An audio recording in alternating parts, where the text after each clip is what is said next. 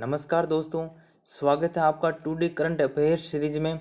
तो चलिए शुरू करते हैं। आज का हमारा पहला ही क्वेश्चन है, हाल ही में संयुक्त राष्ट्र में भारत का स्थायी प्रतिनिधि के रूप में किसकी नियुक्ति हुई? तो ऑप्शन इस प्रकार से हैं, ए समरेंद्र नाथ सेन, बी टी.एस. त्रिमूर्ति, सी सैयद अकबरुद्दीन या फिर डी हामिद अंसारी। तो इसका सही आंसर है बी टी.एस. त्रिमूर्ति। अच्छा, जो बाकी ऑप्शन में दे रखे हैं ये भी भारत के कभी न कभी यूएन के अंदर प्रतिनिधि रहे हैं, लेकिन जो ये सैयद अकबरुद्दीन थे ये इंडिया के अभी प्रतिनिधि थे। इन्हीं के बाद त्रिमूर्ति की नियुक्ति हुई है। और हामिद अंसारी भी जो भारत के पहले उपराष्ट्रपति भी रहे हैं, ये भी एक समय भारत के स्थायी प्रतिनिधि थे। इसके अलावा जो समरेंद्र नाथ सेन है ये इंडिया के पहले स्थायी प्रतिनिधि थे यूएन के अंदर। तो ये इम्पोर्टेंट है, समरेंद्र नाथ सेन इंडिया के पहले प्रतिनिधि थे यूएन के अंदर। अभी किसकी नियुक्ति हुई है? तो टी.एस. त्रिमूर्ति की। थोड़ा यूएन के बारे में देख लेते हैं। जो इसकी स्थापना हुई थी वो 24 अक्टूबर 1945। अच्छा, इसके सदस्य राष्ट्र कितने? अभी तकरीबन विश्व के सभी हैं, लगभग 193 देश हैं इसके सदस्य। और जो इसका मुख्यालय है वो न्यूयॉर्क है। अच्छा, भारत इसका सदस्य कब बना? तो 30 अक्टूबर 1945 को, यानी इसके गठन होने के कुछ ही दिन बाद भारत इसका 27 सदस्य देश बन गया था। अच्छा, इसका काम क्या है? तो अंतर्राष्ट्रीय सुरक्षा, आर्थिक विकास, सामाजिक प्रगति, मानव अधिकार, विश्व शांति, ये इस प्रकार इसके कार्य हैं। अच्छा, इसमें जो सुरक्षा परिषद है यूएन का एक इम्पोर्टेंट पार्ट है, उसके स्थायी देश कौन कौन से हैं? तो 5 है, अमेरिका, रशिया, चाइना, ब्रिटेन और फ्रांस। और अस्थायी देश में कितने हैं? 10। सुरक्षा परिषद में कुल 5 तो स्थायी देश होते हैं और 10 अस्थायी देश होते हैं। और जो 10 अस्थायी देश होते हैं वो चुनाव होता है उनका, और प्रति 2 वर्ष का उनका कार्यकाल होता है। अच्छा, यूएन के 6 अंग कौन से हैं? महत्वपूर्ण 6 अंग यूएन के, तो उसमें है आम सभा, सुरक्षा परिषद, आर्थिक व सामाजिक परिषद, न्याय परिषद, सचिवालय और अंतर्राष्ट्रीय न्यायालय। ये यूएन के प्रमुख 6 अंग हैं। इसके अलावा यूएन की बहुत सारी विशिष्ट एजेंसियाँ हैं, उनको अपन कभी बाद में डिस्कस करेंगे। नेक्स्ट क्वेश्चन की ओर चलते हैं। कोरोना वायरस से निपटने के लिए कोरोना किलर 100 ये एक ड्रोन है, इसको किसने विकसित किया? तो ऑप्शन इस प्रकार है, पहला ए CSIR, बी DRDO, सी गरुड़ा एयर स्पेस कंपनी या फिर डी इनमें से कोई नहीं। तो इसका सही answer C Garuda aerospace company. अच्छा, इस ड्रोन का क्या काम होगा?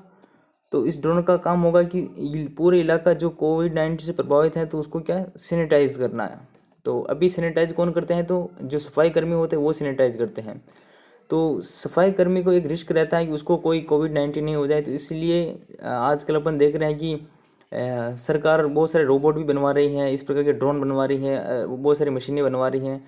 तो उसका ये है कि जो ये काम है जो कोविड-19 से लोगों को प्रभावित कर सकते हैं उनको ये मशीनें कर दें, जैसे रोबोट या फिर ड्रोन। तो इनको कोविड-19 हो सकता है नहीं, तो इसीलिए ये एक प्रकार से बचाव उपकरण है कोविड-19 के लिए, कोरोना किलर 100। तो इसको किसने विकसित किया? गरुड़ा एयरस्पेस कंपनी ने। नेक्स्ट क्वेश्चन की ओर चलते हैं।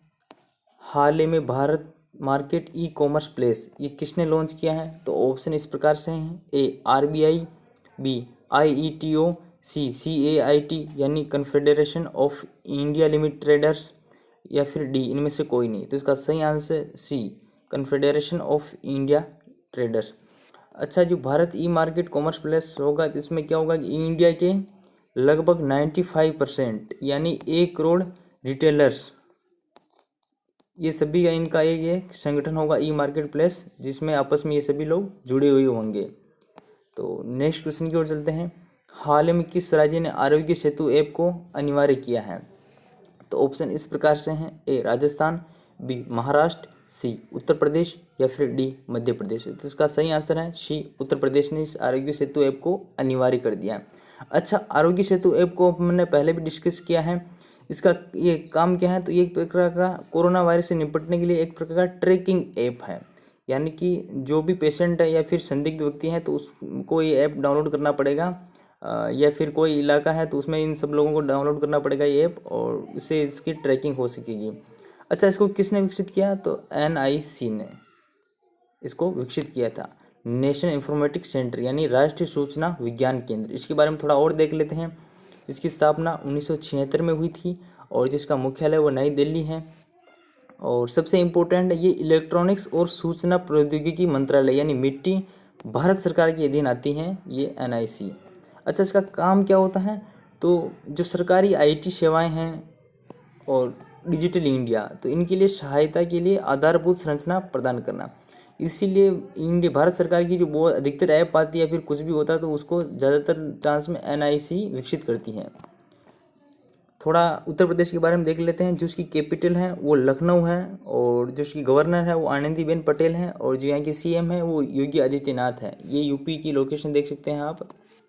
और दो चीज़ें और याद रखने के लायक हैं, यहाँ की जो फेमस नेशनल पार्क है, एक तो दूधवा नेशनल पार्क और एक टाइगर रिजर्व है पीलीभीत टाइगर रिजर्व। तो दो चीज़ें ध्यान रखनी है, एक तो दूधवा नेशनल पार्क और एक पीलीभीत टाइगर रिजर्व। अच्छा, दूधवा टाइगर रिजर्व भी हैं ये, तो दूधवा नेशनल पार्क और पीलीभीत ये दोनों नाम आ जाएं तो ये यूपी के हैं। नेक्स्ट क्वेश्चन की ओर चलते हैं। BOBBLE यानी बोबेल बंगाल की खाड़ी बाउंड्री लेयर एक्सपेरिमेंट नामक प्रोजेक्ट में भारत के साथ कौन सा देश सम्मिलित है?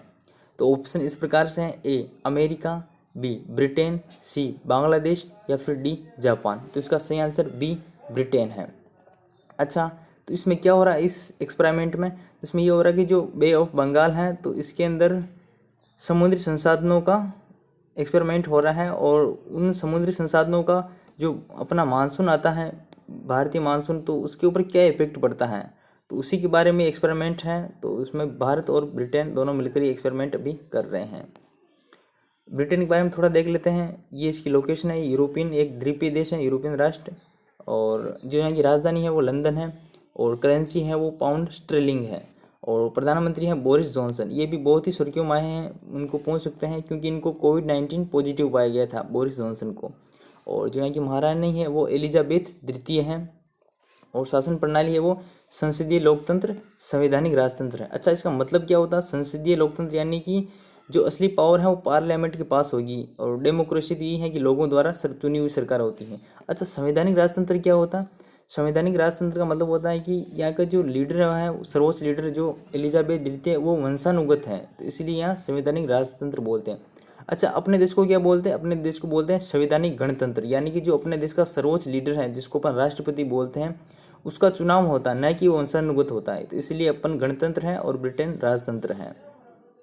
लेकिन जो असली पावर है यहाँ पर संसद के पास ही है, यानी प्रधानमंत्री के पास ही होती है, तो इसलिए सिर्फ सिंबॉलिक है यहाँ का जो राजतंत्र है। नेक्स्ट क्वेश्चन की ओर चलते हैं। हाल ही में आई फॉर इंडिया कॉन्सर्ट ये कौन सी कंपनी ने आयोजित किया है? तो इसमें ऑप्शन है अमेजन, गूगल, फेसबुक या फिर इनमें से कोई नहीं। तो इसका सही आंसर है फेसबुक। अच्छा, इसमें क्या हुआ? तो इस आई फॉर इंडिया कॉन्सर्ट के अंदर विभिन्न सेलिब्रिटी ने भाग लिया और कुछ ही देर में कोविड-19 से निपटने के लिए करोड़ों रुपए जुटाए गए पूरे देश से। तो यही था आई फॉर इंडिया कंसर्ट। तो इसको फेसबुक ने आयोजित किया था और बॉलीवुड के बहुत सारे सेलिब्रिटी ने इसमें भाग लिया था। अपन आखिरी क्वेश्चन की ओर चलते हैं। निम्नलिखित में से किन भारतीय फोटोग्राफर्स को पुलित्जर पुरस्कार 2020 से सम्मानित किया गया है? तो ऑप्शन इस प्रकार हैं, A Yasin Dar, B Mukhtar Khan, C Channi आनंद या फिर D उपरोक्त सभी। तो इसका सही आंसर है D उपरोक्त सभी। इन तीनों को भी पुरस्कार सम्मानित किया गया था। अच्छा, क्यों सम्मानित किया गया था? तो धारा 370 हटने के बाद जम्मू कश्मीर में ये जो फोटोग्राफर थे एक्टिव थे और उन्होंने बहुत सारी ऐसी तस्वीरें खींच के दी थी, तो इसीलिए इनको सम्मानित किया गया है। तो ये पुलित्जर पुरस्कार है, ये मेन तो जर्नलिज्म कैटेगरी मिलता है, लेकिन बहुत सारी कैटेगरी होती है इनकी और इनको तीनों को मिला है वो कैटेगरी थी फीचर फोटोग्राफी की। थोड़ा देख लेते हैं जो कौन देता है। तो ये यूनाइटेड स्टेट्स से संबंधित यानी कि अमेरिका से संबंधित एक अवार्ड है ये, और excellence in newspaper journalism, literacy achievements और म्यूजिकल कंपोनेंट्स इनमें भी इनको दिया जाता है। 1917 में इसकी पुरस्कार की स्थापना हुई थी। इम्पोर्टेंट बस यही है कि ये US से संबंधित है और इंडिया, ये 3 व्यक्तियों को मिला है, इनको ध्यान रखना।